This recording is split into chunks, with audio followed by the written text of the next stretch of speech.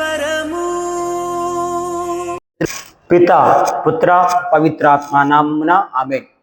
క్రీస్తునాథునిచే అమితముగా ప్రేమించబడుతున్నటువంటి ప్రియ క్రైస్తవ సహోదరి సహోదరులారా, ఈ 18వ సామాన్య ఆదివారపు వాక్య పరిచర్యకై మిమ్మల్ని అందరినీ ప్రేమతో ఆహ్వానిస్తూ ఉన్నాను. ఈనాటి గ్రంథ పఠనాలు ధనముతో జాగ్రత్త అనే అంశంపై కేంద్రీకృతమై ఉన్నాయి. విశ్వాసులారా, నోబెల్ ప్రైజ్ గ్రహీత ఆల్ఫ్రెడ్ నోబెల్ స్వీడన్ దేశంలో స్టాక్హోమ్లో జన్మించారు. ఈయన మహాజ్ఞాని. తన తెలివితేటలతో ఎన్నో కొత్త కొత్త విషయాలను కనుగొన్నాడు. తన ప్రయోగాల ద్వారా 350కి పైగా కొత్త కొత్త అంశాలను కనుక్కోవడం చూస్తున్నాం. వీటిలో అతి ప్రమాదకరమైనది డైనమైట్ అనే పేలుడు పదార్థాన్ని కనుగొన్నాడు. దీనిని యుద్ధాల్లో వాడుతారు. అయితే ప్రీతమ క్రైస్తవ సహోదరి సహోదరులారా, తన దగ్గర ఎన్నో ఫ్యాక్టరీస్ ఉన్నాయి. ఈ ఫ్యాక్టరీస్లో ఈ నూతన ఆవిష్కరణల ద్వారా మరి ముఖ్యంగా డైనమైట్ అనే బాంబు ద్వారా చాలా డబ్బును సంపాదించుకున్నాడు. కొన్ని లక్షల కోట్లకు అధిపతిగా నిలిచాడు. ఆయన దగ్గర ఉన్నాయి. ఒకరోజు ఆయన ఈ విధంగా ఆలోచిస్తూ ఉన్నాడు. కొద్ది రోజుల్లో ఈ ప్రపంచంలో ఉన్నటువంటి ధనవంతుల్లో ప్రథమ స్థానంలో నేను నిలవబోతున్నాను అని ఆలోచిస్తున్న ఈ తరుణంలో అకస్మాత్తుగా అనుకోకుండా ఒక రోజున ఒక డైనమైట్ ఫ్యాక్టరీ మొత్తం కూడా కాలిపోయింది. అయితే ప్రీతమ క్రైస్తవ సహోదరి సహోదరులారా, ఈ కాలిపోయినటువంటి ఈ డైనమైట్ ఫ్యాక్టరీలో ఆల్ఫ్రెడ్ నోబెల్ సోదరుడైనటువంటి తమ్ముడైనటువంటి లుడ్విన్ నోబెల్ మరణించాడు. అయితే మరుసటి రోజున వార్తా పత్రికల్లో ఆల్ఫ్రెడ్ నోబెల్ మరణించాడని గ్రహించి అందరూ కూడా ఈ విధముగా తన గురించి రాశారు. మృత్య వ్యాపారి, మరణ వ్యాపారి, మరణముతో వ్యాపారం చేసే వ్యక్తి మరణించాడు అని రాసినప్పుడు ఆ వార్తను చూసిన వెంటనే ఆల్ఫ్రెడ్ నోబెల్ కొద్దిగా బాధపడ్డాడు. ఈ ప్రపంచంలో ఒక ఉన్నతమైన వ్యక్తిగా ఉండాలనుకున్నాడు. ఈ ప్రపంచంలో ఉన్నటువంటి ధనికులందరిలో తానే ప్రథమ స్థానంలో నిలవాలనుకున్నాడు. కాబట్టి దీనికి గాను నన్ను ప్రజలు గుర్తిస్తారు, నా గురించి గొప్పగా మాట్లాడుకుంటారు అని అనుకున్నాడు. కానీ దానికి విరుద్ధంగా జరిగింది. అయితే ఆ క్షణమున తను ఒక నిర్ణయాన్ని తీసుకున్నాడు. అదేంటంటే, నేను కనుగొన్నటువంటి ఈ డైనమైట్ పేలుడు పదార్థము ద్వారా అనేక మంది మరణానికి నేను కారకుడయ్యాను. కాబట్టి ఇక మీదట ఈ పనిని నేను ఆపివేయాలి అని తలంచి తన ఆస్తిని అంతటినీ కూడా ఎవరైతే ఫిజిక్స్, కెమిస్ట్రీ, అదే విధముగా ఎకనామిక్స్లో కొత్త కొత్త అంశాలను కనుగొంటారో వారికి నోబెల్ ప్రైజ్ని ఇమ్మన్నారు. అదే విధముగా ఎవరైతే ప్రపంచ శాంతి కోసం పోరాటం చేస్తారో వారికి కూడా ఈ నోబెల్ ప్రైజ్ని ఇవ్వాలి అని చెప్పాడు. ప్రీతమ క్రైస్తవ సహోదరి సహోదరులారా, మరి అప్పటి నుండి ఇప్పటి వరకు కూడా నోబెల్ ప్రైజ్కి సంబంధించిన డబ్బు ఆల్ఫ్రెడ్ నోబెల్ ఇచ్చినటువంటి ధనము నుంచే ఖర్చు పెట్టడం మనం చూస్తున్నాం. ప్రీతమ క్రైస్తవ సహోదరి సహోదరులారా, అయితే ఈనాటి సుశేష పట్టణంలో లోబి ఉపమానాన్ని చూస్తున్నాం. ఈ ఉపమానంలో లోబి మరణించాడు. కానీ ఇక్కడ జరిగినటువంటి ఈ సంఘటనలో ఆల్ఫ్రెడ్ మరణించలేదు. నిజాన్ని తెలుసుకున్నాడు. నిజాన్ని తెలుసుకున్న తర్వాత తన తప్పును సరిదిద్దుకుంటూ ఒక మహా మనిషిగా మారాడు. అవును ప్రీతమ క్రైస్తవ సహోదరి సహోదరులారా, నేటి సమాజంలో చూసినట్లయితే ప్రతి ఒక్కరు కూడా డబ్బు సంపాదించాలని అనేక మార్గాల గుండా పరుగులెడుతూ ఉన్నారు. మరి ఈ డబ్బు ఎవరి కోసం, ఎందుకు, అదే విధముగా దేనికోసం అనే ప్రశ్న అడిగినట్లయితే వారందరి సమాధానం ఏంటంటే తమ సొంత ఆనందము కోసము, సంతోషము కోసము, తమ కుటుంబం కోసము, తన బిడ్డల కోసము, తమ కోసం అని చెప్తారు.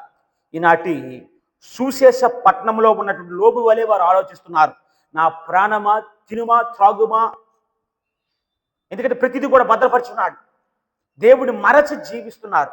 కాబట్టి ప్రీతమ క్రైస్తవ సహోదరి సహోదరులారా, మరి మనందరికీ డబ్బు అవసరమా అని అడిగినట్లయితే ఖచ్చితంగా అవసరమే.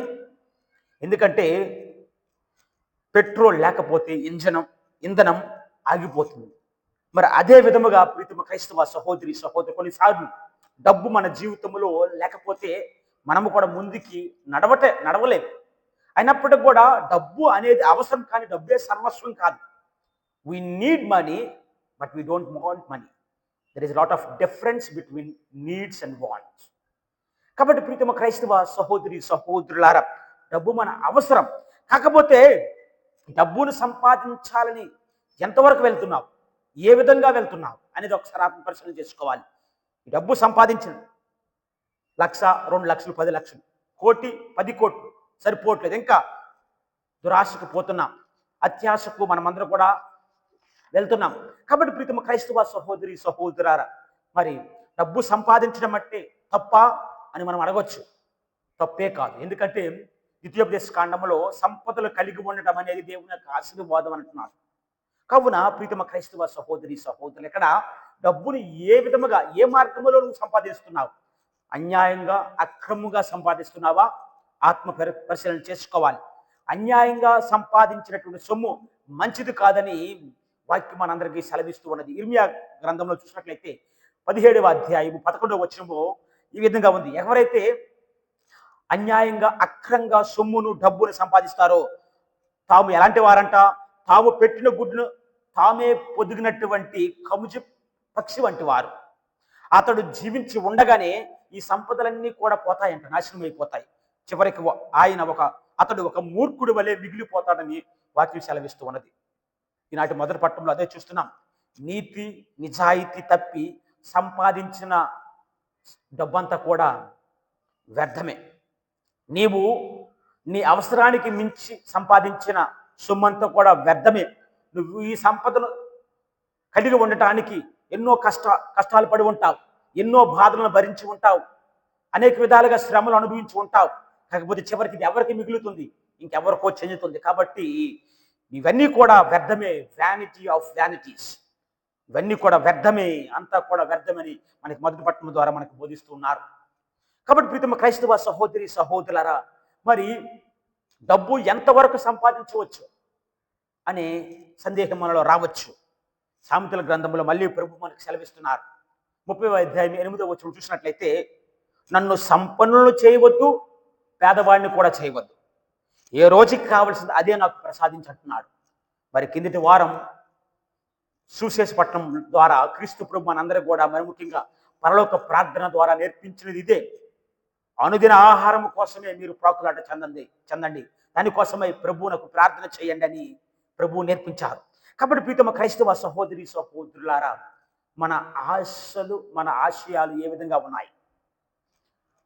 ధనం మీద ఆశతో, అత్యాశతో ఎలాంటి మార్గంలో నడుస్తున్నావు?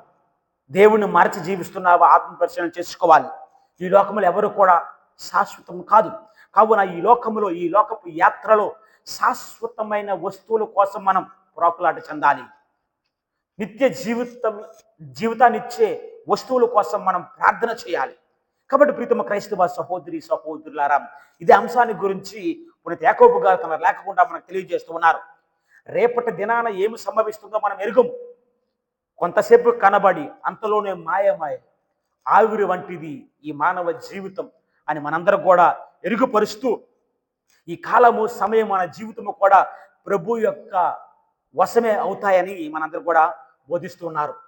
అయితే ప్రీతమ క్రైస్తవ సహోదరి సహోదరులారా, సుశేషములో ఉన్నటువంటి ఆ లోబి ధనవంతుడు తినుచు త్రాగుచు సుఖించుచున్నాడు. అంటే తన జీవితంలో వీటి కోసం ప్రాధాన్యతనిస్తూ నిజ జీవితం యొక్క ముఖ్య ఉద్దేశాన్ని మర్చిపోయాడు. దేవుణ్ణి గుర్తించలేకపోయాడు, దేవుణ్ణి తెలుసుకోలేకపోయాడు, దేవుణ్ణి ప్రార్థించలేకపోయాడు, దేవుణ్ణి సేవించలేకపోయాడు. చివరికి నిత్య జీవితాన్ని కోల్పోయాడు. కాబట్టి ప్రీతమ క్రైస్తవ సహోదరి సహోదరుల, ఆ వ్యక్తిని ప్రభు ఓయి అవివేకి, అవివేకి, మూర్ఖుడా, ఈ రాత్రికే నీ ప్రాణమును తీసుకువెళ్తున్నాను. అవును ప్రీతమ క్రైస్తవ సహోదరి సహోదరులారా, ఈ సిరి సంపదలన్నీ కూడా మనల్ని మరణం నుండి తప్పించలేవు. మనకున్నటువంటి ఆస్తుపాస్తులన్నీ కూడా ఒక్కరోజు ఎక్కువగా జీవించే విధముగా మనల్ని చేయలేవు. కాబట్టి ప్రీతమ క్రైస్తవ సహోదరి సహోదరుల, ధనము కంటే దైవ జ్ఞానం మెన్నని తెలుసుకోవాలి. ధనము కంటే వివేకము గొప్పదని మనం గుర్తించగలగాలి. సొలొమోన్ చక్రవర్తి వలి ధనమా లేకపోతే దైవ జ్ఞానం అంటే దైవ జ్ఞానాన్ని కోరుకున్నాడు, దేవునికి ఆశీర్వాదాలు పొందాడు. కాబట్టి ప్రీతమ క్రైస్తవ సహోదరి సహోదరులారా, అత్యాశకు పోతూ స్వార్థపరులుగా మారుతూ ప్రభువును పక్కన పెట్టి ఈ ప్రాపంచిక వస్తువుల మీద ఎక్కువ మక్కువను, వ్యామోహాన్ని మనం అందరూ కూడా పెంచుకుంటున్నాం. బైబిల్లో అవివేకి అంటే దేవుడు ఉన్నాడని తెలిసి కూడా ఏమీ అవ్వదలే దేవుని పక్కన పెట్టి జీవించడం, టేకింగ్ ఫర్ గ్రాంటెడ్, ఏముందలే అనే మనస్తత్వాన్ని కలిగి జీవించడం. కాబట్టి ప్రీతమ క్రైస్తవ సహోదరి సహోదరుల, మనలో చాలా మంది ఇలాంటి కోవకి చెందిన వారు. అత్యాశలో ఈ సంపద కూడబెట్టుకోవాలనే ఆశతో దేవుణ్ణి పక్కన పెడుతున్నాం, నిజ సంపదలను మర్చిపోతున్నాం. ఈ నిజ సంపదకు నిధి అయినటువంటి క్రీస్తును మనమందరూ కూడా మర్చిపోతున్నాం. కావున ప్రీతమ క్రైస్తవ సహోదరి సహోదరులారా, సంపద కలవాడు తన సంపదను కాపాడుకోవాలని దేవుని మరుస్తున్నాడు. సోదర ప్రేమ, దైవ ప్రేమకు తావులేదు తన జీవితంలో. అత్యాశకు వెళ్తున్నాడు. చివరికి తన జీవితాన్ని దుఃఖముతోనూ ఈ లోకపు వ్యామోహాల్లో మునుగుతూ చివరికి సైతాన్ని బానిసైపోతున్నాడు. కావున ప్రీతమ క్రైస్తవ సహోదరి సహోదరులారా, ఇలాంటి వ్యక్తి దైవమును సేవింపలేడు అని క్రీస్తు ప్రభు మనందరూ కూడా గుర్తు చేస్తున్నాడు. ఈ దురాశ దుఃఖమునకు చేటని మనమందరూ కూడా తెలుసుకోవాలి. అవును ప్రీతమ క్రైస్తవ సహోదరి సహోదరులారా, అందుకని ధనముతో కొద్దిగా జాగ్రత్త అని ఈనాటి గ్రంథ పట్టణాల ద్వారా ప్రభు మనకి హెచ్చరిస్తూ ఉన్నాడు. పునీత పౌలు మహర్షి కూడా తన లేఖలో ఈ విధంగా చెప్తున్నాడు. కొలస్సీలకు రాసిన లేఖలో ఈ విధంగా అంటున్నాడు, మీ హృదయంలో పరలోకమందున్న వస్తువులపై తిప్పుకోండి, లేకపోతే మీరు మీ మనస్సును భూమిపై ఉన్నటువంటి వస్తువుల మీద కాకుండా పరలోకమందల వస్తువులపై లగ్నము చేయండి. అందుకని పునీత అగస్త్యన్ గారు ఈ విధంగా అంటున్నారు, గర్విస్తంట తనను తాను గాఢముగా ప్రేమించుకొని దేవుణ్ణి అసహించుకుంటాడంట. వివేకవంతుడు ఏం చేస్తాడంటే తనను తాను అసహించుకొని దేవుని ప్రేమిస్తాడంట, దేవునికి ప్రథమ స్థానాన్ని ఇస్తాడంట. దేవునికి ప్రథమ స్థానం ఇచ్చినప్పుడు ఖచ్చితంగా దేవుడే నీకు సర్వస్వాన్ని ఇస్తుంటాడు. అందుకని ఏ వ్యక్తి కూడా ఇద్దరు యజమానులను సేవింపలేడు. నీ వెన్నడిని కూడా దైవమును ద్రవ్యమును సేవింపలేవు అని వాక్యము ద్వారా మత్తయి శుభవార్త 6:24 ద్వారా ప్రభు తెలియజేస్తున్నారు. కాబట్టి ప్రీతమ క్రైస్తవ సహోదరి సహోదరులారా, నిజమైనటువంటి వ్యక్తి లేదా ప్రతి ఒక్కరూ గుర్తించవలసిన అంశం ఏంటంటే ఉపదేశ గ్రంథంలో ఉంటుంది. 5:15 మనం వట్టి చేతులతోనే వచ్చాము, ఈ లోకమునకు తిరిగి వట్టి చేతులతోనే తిరిగిపోతాము. కాబట్టి ప్రతి ఒక్కరూ దేవుని కోసం ఈ సంపదలను విడిచిపెడితే దేవుడే వాటిని మనకు ప్రసాదిస్తాడు. అదే అంశాన్ని మార్కు శుభవార్త 10:30 ఈ విధంగా అంటున్నారు, ఈ లోకములో 100 వంతులుగా ఫలాన్ని పొందుతావు, పరలోకములో శాశ్వత జీవితాన్ని పొందుతావని ప్రభు మనకు అభయమిస్తున్నారు. కాబట్టి ప్రీతమ క్రైస్తవ సహోదరి సహోదరులారా, ఈ ధనముతో జాగ్రత్తగా ఉంటూ ఈ సంపదలన్నిటికీ నిదైనటువంటి క్రీస్తును కనుగొని ఆయనకి ప్రథమ స్థానాన్ని ఇస్తే ఖచ్చితంగా దేవుడే నీ జీవితంలో దేనికి లోటు లేకుండా, కొరత లేకుండా ఆశీర్వదించి ముందుకు నడిపిస్తాడని విశ్వసిస్తూ దేవుణ్ణి ప్రార్థిస్తూ ఈ ధనమునకు దూరంగా ఉండి దైవమునకు దగ్గరగా ఉండడానికి కావలసిన శక్తిని ప్రసాదించమని ఈ దివ్య పూజా బలిలో ప్రార్థించుదాం.